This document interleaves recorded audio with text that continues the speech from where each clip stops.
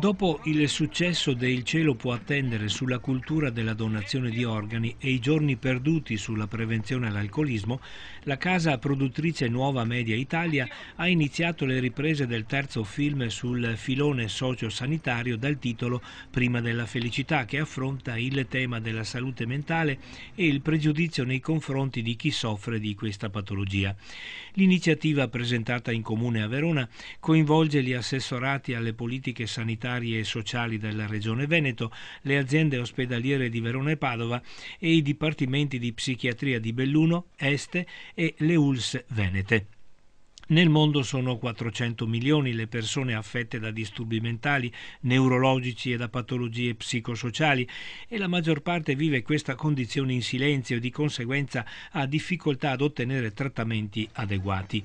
In Italia la stima è che almeno il 20% della popolazione abbia un problema di tipo psichico e che solo il 5% ricorra ai servizi sanitari.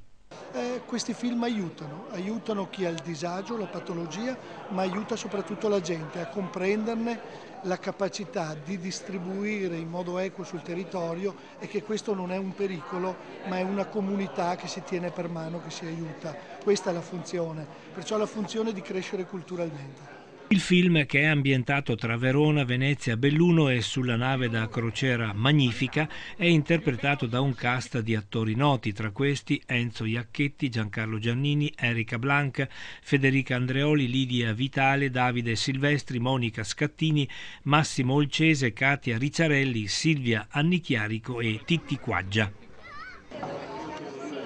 Noi attori siamo fortunati.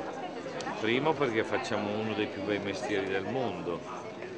secondo perché abbiamo delle agiatezze che sicuramente altre categorie di lavoratori non hanno ed è per questo che ci sentiamo sempre un po' in colpa magari quando tutto va bene